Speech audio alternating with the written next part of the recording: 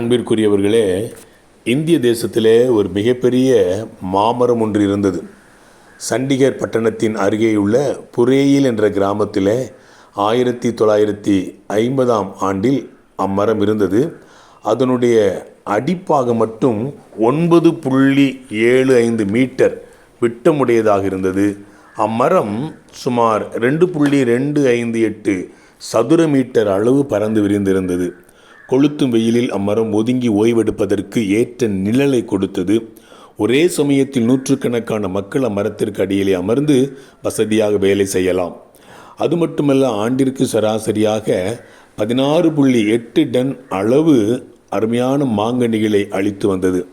ஒரு முறை அம்மரத்திலிருந்து பறிக்கப்பட்ட பழங்கள் 21 மாட்டு வண்டிகளிலே ஏற்றப்பட்டு பாட்டியாலா நகரத்தில் உள்ள சந்தைக்கு கொண்டு செல்லப்பட்டது. அப்போது சந்தையில் இருந்த மக்களெல்லாம் அக்கனிகளை பார்த்து, ஏதோ ஒரு பெரிய மாம்பழத் தோட்டத்திலிருந்து இத்தனை வண்டிகள் நிறைய மாம்பழங்கள் வருகின்றன போலும் என நினைத்து ஏமாந்து போனார்கள்.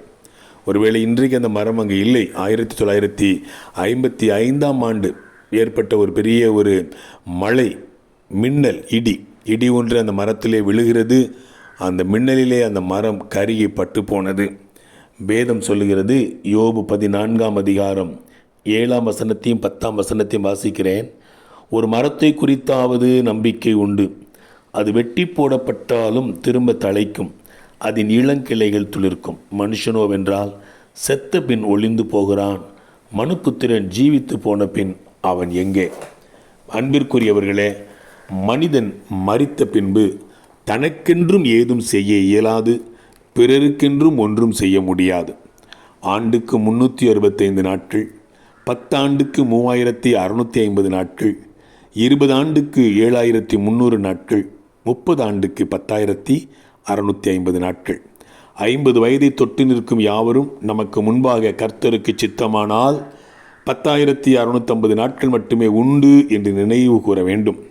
விடியலில் ஸ்தோத்திரத்தோடு விழிப்போம், இன்றே இறுதி நாள் என உழைப்போம், யாவரையும் நேசிப்போம்.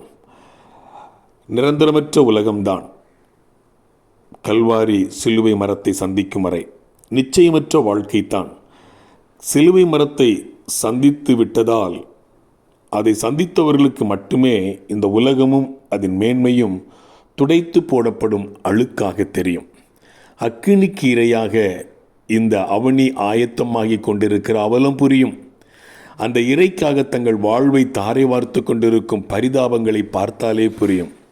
சில பரிதாபங்கள் அரியாசனங்களுக்காக ஓடும், சில பரிதாபங்கள் அதிகாரங்களுக்காக ஓடும். பட்ட மரம் கூட நீர்வாசனை தேடி துளிர்க்க வாய்ப்புண்டு. ஆனால் மரித்து போன பின்பு ஆண்டவன் அரியாசனத்திற்கு முன்பாக நிற்க வேண்டுமே ஒழிய மீண்டும் மனித வாழ்வுக்கு வழியே கிடையாது. ஒரே ஒரு வாழ்க்கை, ஒரு தரம் மரிப்பதும் பின்பு நியாய தீர்ப்படைவதும் அவனுக்கு நியமிக்கப்பட்ட ஒன்றாயிருக்கிறபடியினாலே, அன்பிற்குரியவர்களே, வாழும் ஒவ்வொரு நாளும் கடவுள் பயத்தோடு அவருக்கு முன்பாக நிற்க வேண்டுமே என்ற உணர்வோடு நாம் வாழுவோம். வாழ்த்துக்களுடன் ஜார்ஜ்.